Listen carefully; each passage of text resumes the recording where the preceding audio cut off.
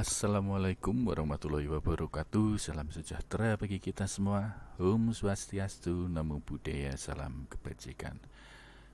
Anak-anakku semuanya, kita berjumpa kembali. Untuk hari ini kita akan mempelajari untuk mata pelajaran komputer dan jaringan dasar. Kemarin kita sudah membicarakan mengenai POS dan BIOS ya, kemudian kode BIP. Kemarin juga sudah saya kasih tugas untuk mengerjakan. BIOS itu adalah Basic Input Output System. Nah, BIOS ini sebenarnya sudah ada di motherboard. Jadi saat kita beli motherboard, di sana sebenarnya sudah ada program BIOS-nya yang disimpan di CMOS ya. Kemudian di sana juga kemarin ada baterai CMOS itu ya. Baterai CMOS itu fungsinya biar konfigurasi BIOS-nya itu tidak berubah walaupun komputer kita matikan, walaupun tidak ada tegangan listrik dari PLN, tetapi konfigurasi BIOS-nya masih tetap tersimpan. Nah, hari ini kita akan mencoba konfigurasi dari BIOS. Nah, bagaimana caranya kita masuk ke program BIOS? Oke, untuk masuk ke program BIOS itu sebenarnya tergantung dari BIOS-nya ya, dari BIOS-nya. BIOS-nya itu produk dari apa? AmiBIOS, WordBIOS atau PONIC. Kemudian kita menggunakan komputer PC atau laptop karena ini berbeda.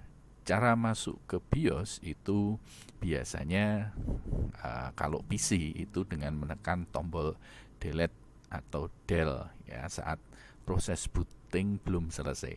Jadi saat ada kita hidupkan komputernya, kemudian saat proses booting jadi belum masuk sistem operasi, biasanya akan tampil di sana prosesornya, kemudian RAM gitu ya, kemudian hard disk. Nah, sebelum masuk ke sistem operasi, kita tekan tombol del atau delete. Ya, itu kalau di PC. Ada juga yang kita harus menekan escape, ESC itu ya, escape atau ESC. Nah, kalau umumnya itu adalah delete atau del. Nah, kalau di laptop biasanya F2. Jadi kita harus menekan tombol F2 pada keyboard. Jadi saat proses booting itu berlangsung. Jadi jangan sampai menunggu booting selesai, tetapi saat proses booting itu berlangsung. Booting itu apa? Booting itu adalah suatu proses yang terjadi pada saat komputer dihidupkan pertama kali, di mana masuknya arus listrik ke dalam peralatan komputer dan kemudian sistem memeriksa ada atau tidaknya perangkat keras yang terhubung pada komputer agar komputer dapat berkomunikasi dengan pengguna atau user. Itu adalah booting. Nah, sebelum booting selesai, kalian harus tekan tombol delete atau del pada keyboard kalau itu PC, sedangkan kalau laptop biasanya adalah F2, tergantung dari merek laptopnya juga ya, tetapi kebanyakan adalah F2. Nah, proses booting sendiri ada dua macam sebenarnya, yaitu cool booting dan warm booting. Ya, jadi booting dingin dan booting hangat lah ya, cool booting. Cool booting itu adalah booting komputer dari keadaan mati. Jadi saat komputer itu mati, kemudian kita tekan tombol power, nah ini terjadi proses cool booting namanya. Ya, kemudian kalau warm booting itu adalah booting komputer pada saat komputer sudah dihidupkan, ya mendapatkan suplai listrik.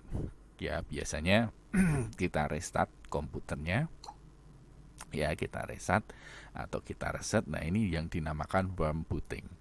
Ya kita restart atau kita reset komputernya. Jadi cool booting itu adalah saat kita menghidupkan komputer dalam keadaan mati. Kalau warm booting itu adalah komputernya dalam keadaan hidup, kemudian kita restart atau kita reset. Nah itu adalah akan terjadi proses warm booting. Nah setelah itu proses booting berlangsung, tekan tombol Del atau F2. Nah, ini adalah proses daripada booting. Nah, kemudian kenapa kok kita harus konfigurasi BIOS? Di sini ada beberapa hal yang mungkin bisa kita konfigurasi. Tetapi kalau kalian tidak mau konfigurasi, biarkan saja, karena defaultnya itu adalah BIOS itu akan menyesuaikan dengan perangkat-perangkat yang kita punya. Jadi prosesornya tidak perlu kita setting lagi. Kalau dulu perlu kita setting, tetapi di sini tidak perlu kita setting lagi, karena akan mendeteksi ya secara otomatis ya hardware yang digunakan di sistem komputer kita. Tetapi kalau zaman dulu kita harus konfigurasi kecepatan prosesornya berapa. Tetapi beda kalau misalnya kalian mau overclock, ya mau mengoverclock komputer. Nah, ini harus kalian setting. Overclock itu adalah meningkatkan kinerja prosesor maupun sistem komputer yang tidak sesuai dengan standar, jadi kita tingkatkan. Nah, ini adalah overclock ya. Oke, kemudian kalau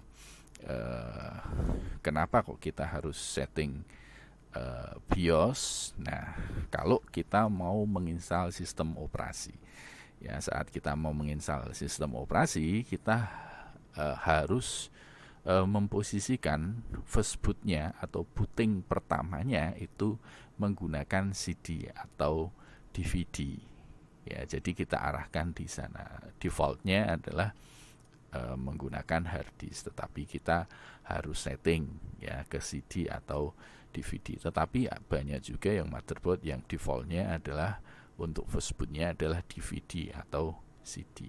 Kenapa kok kita harus arahkan bootingnya ya, proses bootingnya itu pertama kali ke CD? Karena kita menginstalnya lewat CD. Tetapi kalau kalian misalnya mau menginstalnya via jaringan atau via removable device, nah kita arahkan juga ke sana sesuai dengan yang kita inginkan ya, seperti itu. Tetapi kebanyakan kalau kita mau menginstal sistem operasi, kita arahkan first bootnya adalah di CD atau DVD, karena kebanyakan media yang kita gunakan untuk instalasi adalah CD atau DVD. Nah, ini yang memang beberapa yang perlu kita kalian perhatikan. Oke, kalian juga bisa merubah-rubah yang lain, tetapi ingat bahwa untuk merubah BIOS ini juga sangat tidak dianjurkan dan harus hati-hati, karena kalau salah setting kemungkinan nanti komputer tidak akan bisa hidup ya, karena overload atau yang lainnya. Nah, bagaimana seandainya kita salah konfigurasi dari saat kita setting BIOS? Nah, dan kalau kita salah kemungkinan mungkin tidak bisa masuk ya ke sistem. Jadi caranya yang pertama kita bisa reset BIOS-nya. Jadi biar konfigurasi yang telah kita buat di BIOS-nya itu ya, itu berubah ke default-nya. Caranya gimana untuk mereset? Caranya kita bisa cari di sana ada jumper ya, namanya jumper untuk BIOS ya. Jadi kita tinggal mencabut saja ya, kemudian meletakkan ke pin 12 beberapa menit ya, kemudian kita kembalikan lagi. Nah, biasanya seperti itu. Atau kalian bisa melepas baterai ya, baterai CMOS-nya kita lepas terlebih dahulu, kemudian kita pasang lagi. Jadi nanti BIOS-nya akan reset ke konfigurasi awal. Itu caranya jika kalian nanti saat konfigurasi BIOS ternyata ada kesalahan. Nah, kita juga bisa update BIOS ya. Update BIOS biasanya kalau terjadi permasalahan di BIOS-nya ya. Tetapi kalau misalnya tidak ada masalah ya, nggak usah diupdate aja, karena ini juga resiko kalau nanti terjadi kesalahan, nanti juga malah tidak nanti malah akan merepotkan. Ya kebanyakan sekarang BIOS itu sudah bisa diupdate ya. Kalau dulu tidak bisa karena ini bentuknya BIOS itu kalau dulu adalah ROM, jadi hanya read only memory, hanya bisa dibaca saja, tidak bisa ditulisi lagi. Tetapi kalau sekarang biasanya sudah bisa dibaca dan bisa dirubah ya, bisa dibaca, bisa ditulisi juga.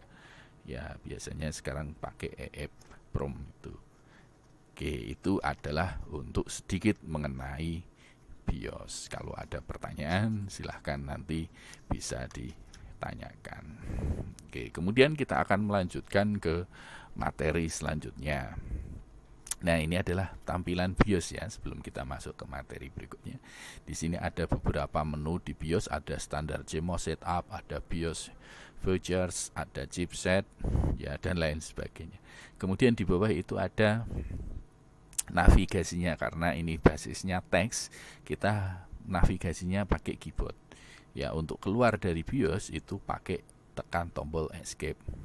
Kemudian untuk nyimpan save and exit setup, jadi untuk menyimpan dan keluar dari BIOS itu menggunakan F10. Nah, untuk seleksi atau untuk memindah item atau kursor, kita menggunakan select item tanda panah ya, naik ke bawah, ke kanan, ke kiri. Kemudian kalau mau merubah warna ya, warna biru itu kita rubah menggunakan F2. Nah, ini tampilan dari Word BIOS CMOS Setup Utility. Oke, kita akan masuk ke materi selanjutnya, yaitu instalasi sistem operasi, driver, dan aplikasi. Tujuan pembelajarannya adalah memahami dan menjelaskan pengertian sistem operasi dan jenis-jenisnya, kemudian mempraktekkan instalasi sistem operasi, kemudian memahami pengertian driver komputer, kemudian menjelaskan langkah-langkah instalasi driver perangkat keras komputer, kemudian mempraktekkan instalasi driver perangkat komputer, memahami dan menjelaskan software aplikasi, menjelaskan langkah-langkah instalasi software aplikasi, dan mempraktekkan instalasi software aplikasi. Tetapi kali ini mungkin untuk prakteknya tidak bisa ya. Kalau kalian punya komputer di rumah, nanti bisa kita bimbing dari sekolah ya. Nanti kalian bisa prakteknya di rumah, atau kalian punya laptop gitu ya yang mau dicoba untuk install, kita bisa coba. Ini adalah tujuannya, dan kalian harus bisa sampai 1.1 sampai 0.8 ya. Ini harus bisa semua dan harus mampu untuk mempraktekannya. Oke, kita masuk sekarang. Yang pertama adalah perangkat lunak komputer. Kalau kemarin kita sudah belajar mengenai hardware ya, hardware perangkat kerasnya, jadi ada motherboard, ada prosesor ya, kemudian ada monitor, itu adalah hardware-nya, jadi bisa kita pegang. Nah, sekarang kita akan membahas mengenai perangkat lunaknya ya, perangkat lunak komputer atau biasa disebut software. Software itu adalah sekumpulan instruksi prosedur yang dibuat dengan menggunakan bahasa khusus untuk melakukan pengolahan pemrosesan data yang telah ditetapkan sebelumnya. Oke, software itu dibuat dengan bahasa pemrograman. Nah, kalian pun sebenarnya bisa membuat software ini ya, kalau kalian punya jiwa yang kreatif, yang mau pengen membuat sebuah software tertentu atau sistem operasi, kalian bisa menggunakan bahasa pemrograman ya, bisa pakai Pascal, C++, dan lain sebagainya. Banyak sekali bahasa pemrograman yang bisa kalian gunakan untuk membuat atau menciptakan sebuah software. Software itu adalah jiwa komputer, sedangkan kalau hardware adalah tubuhnya. Jadi ini harus ada, kalau tidak ada salah satu ya mati gitu kan, seperti manusia juga. hardware tanpa software juga tidak bisa digunakan, software tanpa hardware pun softwarenya nggak bisa diinstal, jadi percuma. Jadi kedua-duanya harus ada. Oke, ini adalah untuk software dan hardware. Oke, kemudian perangkat lunak itu memiliki banyak manfaat ya bagi komputer maupun penggunanya. Ya, di antaranya adalah mengidentifikasi program, kemudian menyiapkan aplikasi program agar tata kerja seluruh peralatan komputer terkontrol, kemudian mengatur dan membuat pekerjaan lebih efisien. Jadi inilah manfaat-manfaat dari perangkat lunak. Jadi intinya bahwa ini difungsikan untuk membantu manusia dalam melakukan sesuatu hal, ya seperti itu.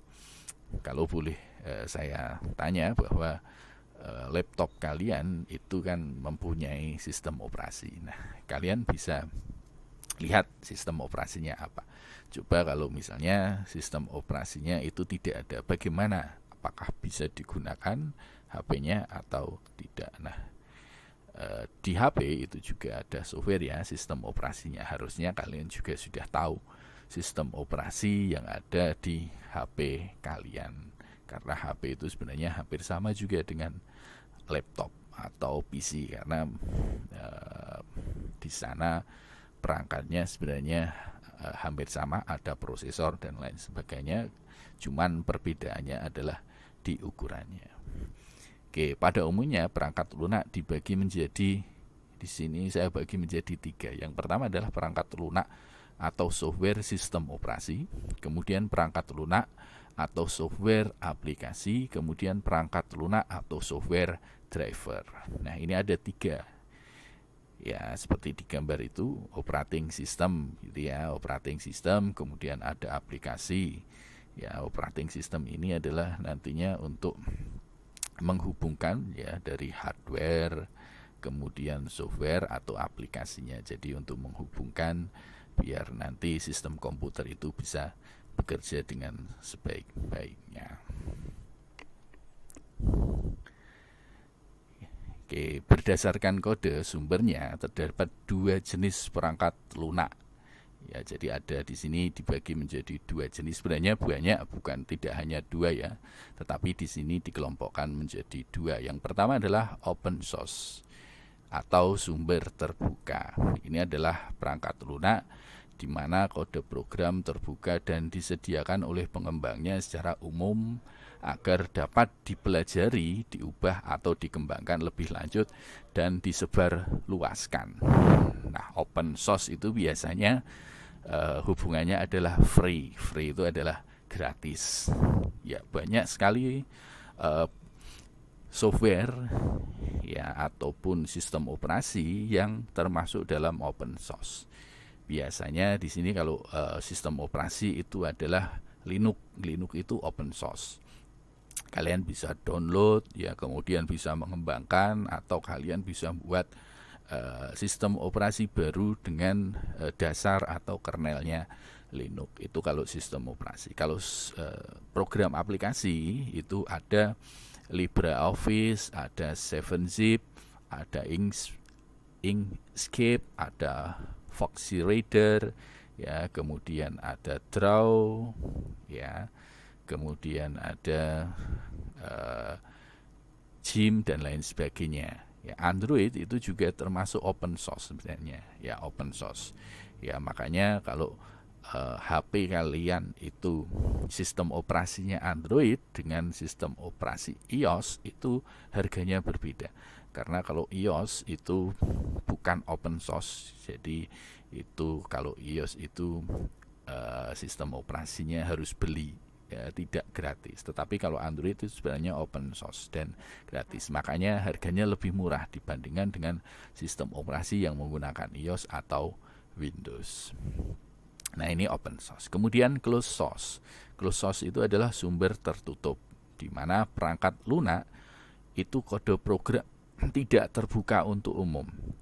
Jadi memang ditutup, tidak boleh dimodifikasi, tidak boleh disebarluaskan secara umum. Ya, ini ada aturannya, closed source. Jadi Ini adalah biasanya program-program atau software atau perangkat lunak yang berbayar.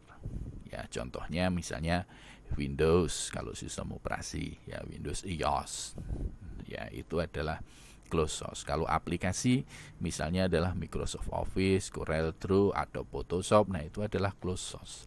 Jadi tidak boleh kita menyebarluaskan karena ada hak patennya. Ya, seperti itu. Beda dengan open source. Kalau open source silahkan mau diapa-apain, terserah kalian. Nah, ini dua jenis perangkat lunak yang berdasarkan kode sumbernya. Oke, tadi saya bilang bahwa sistem operasi perangkat lunak atau software itu dibagi menjadi satu sistem operasi, kemudian program aplikasi, kemudian ada driver. Itu perangkat lunak. Nah, sekarang kita akan coba membahas satu per satu. Yang pertama kita akan bahas sistem operasi dulu untuk hari ini. Ya, sistem operasi. Ya, untuk aplikasi, kemudian driver itu nanti. Ya, mungkin minggu depan kita akan mencoba itu. Oke, yang pertama adalah kita akan bahas sistem operasi. Sistem operasi ya perangkat lunak atau software yang mengatur kerja seluruh komponen atau perangkat sistem komputer sehingga dapat bekerja dengan baik dan sekaligus sebagai penghubung atau interface antara sistem komputer dengan pengguna atau user. Fungsi utama sistem operasi adalah sebagai manajemen proses, kemudian sebagai manajemen sumber daya, kemudian sebagai manajemen data. Jadi seperti ini sistem operasi itu adalah penghubung sebenarnya ya, penghubung antara yang pertama adalah hardware dari komputer itu, ya hardware komputer. Ya, kemudian penghubung siapa? Penghubung dengan penggunanya. Jadi pengguna itu user atau kalian.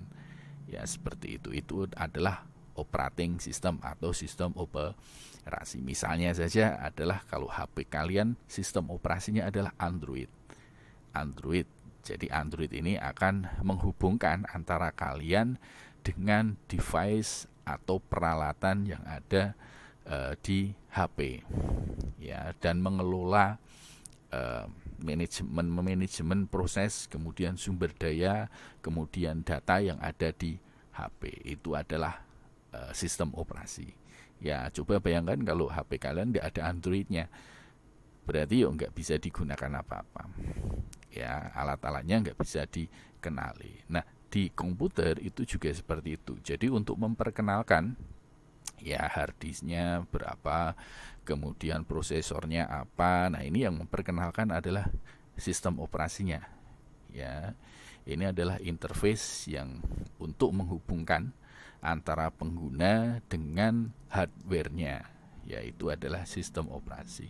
Kemudian juga sebagai perantara antara program aplikasi dengan hardware di komputer. Itu adalah sistem operasi.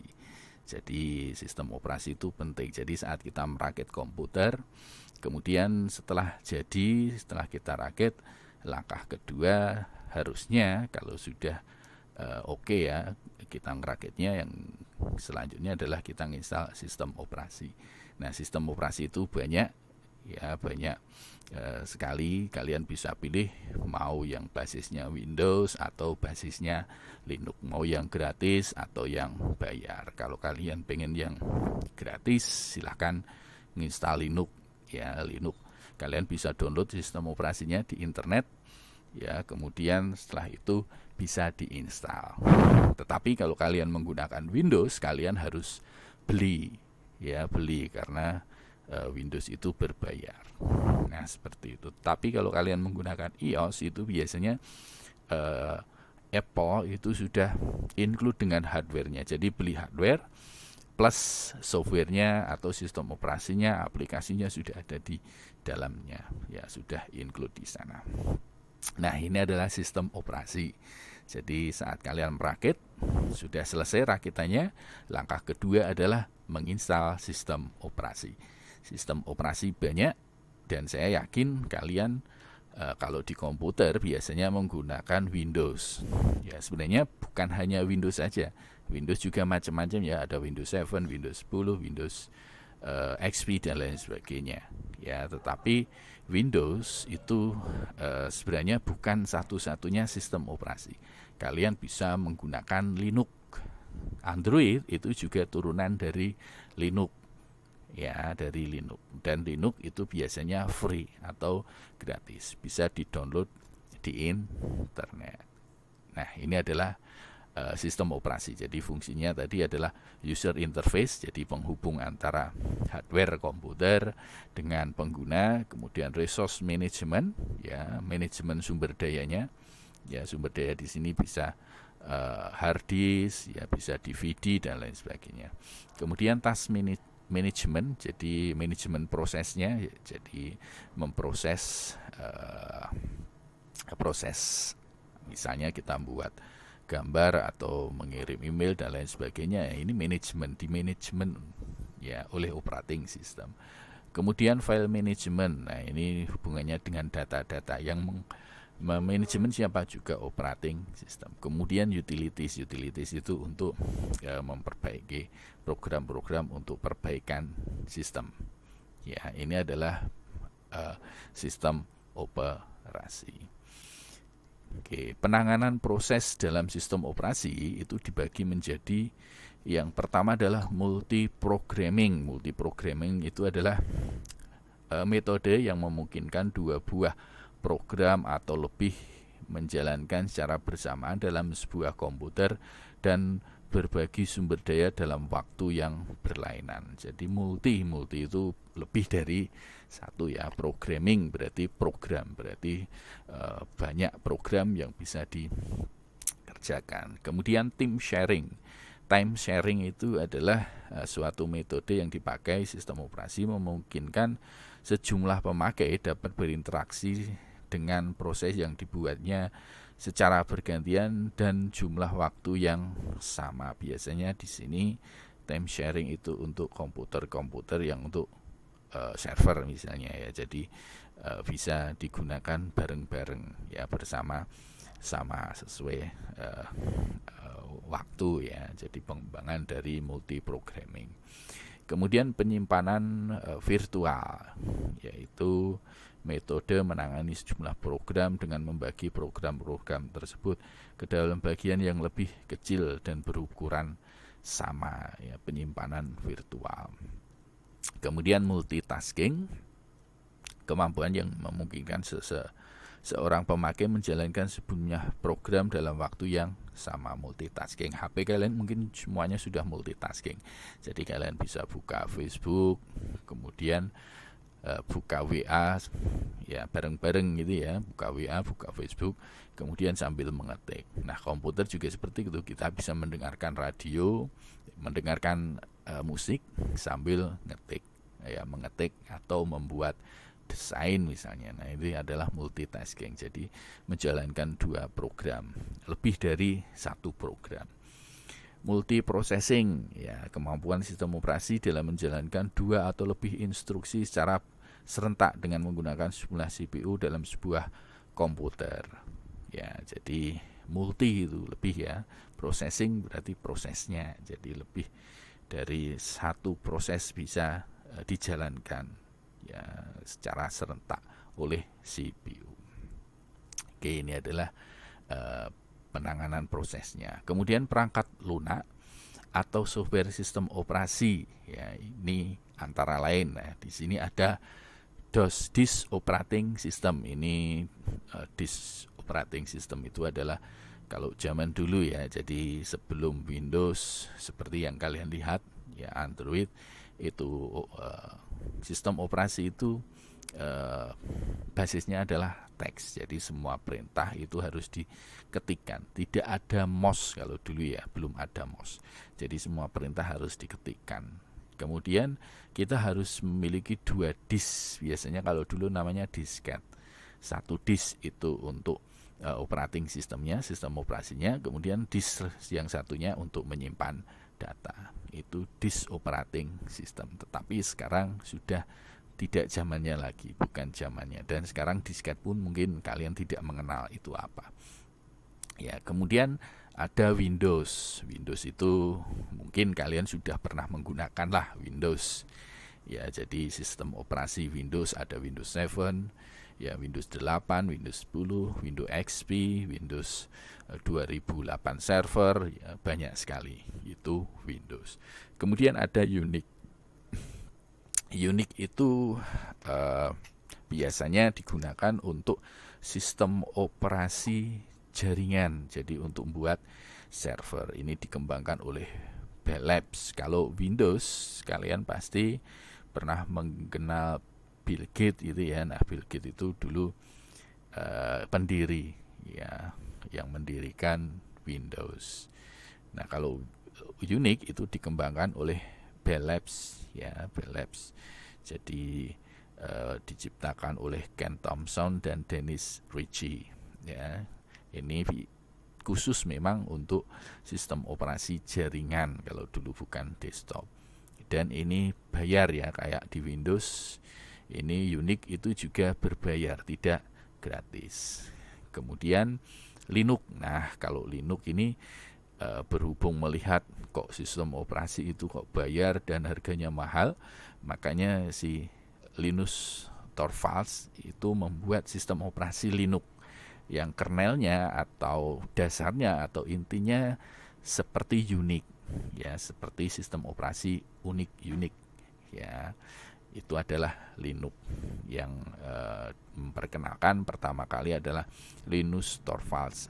Kemudian ini open source, jadi terbuka untuk siapa saja boleh mengembangkan. Makanya sistem operasi Linux itu banyak macamnya. Ada Debian, ada Fedora, kemudian ada Linux Mint, ada Red Hat, Slackware, Knoppit, ya SUSE, Ubuntu dan lain sebagainya. Banyak. Dan ini adalah open source, gratis, bisa kalian download di internet. Android itu juga turunan dari Linux. Kemudian Macintosh atau macOS, nah ini diciptakan atau dibuat oleh IBM. Kalau sekarang kalian mungkin mengenalnya Apple itu ya, Apple digigit itu ya, Apple Netbook. Itu adalah macOS. Itu sistem operasinya tersendiri. Jadi tidak sama dengan Windows, ini berbeda. Ya, yang buat pun berbeda. Nah, ini adalah perangkat lunak software sistem operasi. Ya, jadi sistem operasi ini harus diinstal setelah kalian merakit komputer. Ya, langkah keduanya adalah sistem operasi. Nah, sistem operasi itu banyak. Kalian bisa pilih sistem operasi apa yang mau kalian install. Oke, kemudian untuk instalasi sistem operasi, di sini ada dua macam mode instalasi operasi, yaitu mode teks dan mode GUI. Kalau Windows semuanya pakai GUI. Kalau Linux itu kalian bisa pilih mode teks atau mode GUI. Nah, itu gambar tampilan pertama. Di sana ada Linux, Debian, kemudian yang bawah ada Windows 7. Ya, di Debian itu kalian bisa nginstal secara teks atau secara GUI. Kalau graphical install berarti secara GUI. Kemudian pilihan macam instalasi sistem operasi itu juga ada macam-macam. Ada instalasi baru, kalau kalian mau menginstal baru, jadi setelah dirakit kalian menginstal sistem operasi baru. Atau upgrade itu berarti mengupgrade dari yang sudah ada. Jadi misalnya di sana sudah keinstal Debian 9, kalian bisa upgrade ke Debian 10. Kemudian multiboot ini kalau kalian misalnya mau menginstal lebih dari satu sistem operasi, misalnya di laptop kalian atau PC kalian mau install 2 sistem operasi sekaligus karena untuk latihan, misalnya Windows 7 dengan Debian atau Ubuntu. Jadi lebih dari satu sistem operasi yang kalian install di komputer. Virtualisasi, kalian juga bisa menggunakan virtualisasi. Ya, virtualisasi berarti di sana sudah ada sistem operasinya, kemudian kalian bisa menginstal program virtual ya. Kemudian setelah program itu diinstal, kalian bisa menginstal sistem operasi di sistem operasi tersebut. Jadi ada induknya, ada sistem operasi induknya, kemudian kalian bisa menginstal sistem operasi lain di sistem operasi tersebut. Ini adalah virtualisasi. Oke, demikian materi dari saya. Kalau nanti ada pertanyaan atau kurang jelas, silahkan bisa bertanya ya, jangan malu-malu, jangan diam saja kalau tidak tahu atau belum jelas. Kalian berhak untuk bertanya. Demikian yang bisa saya sampaikan. Terima kasih, tetap semangat, waspada, dan jaga kesehatan.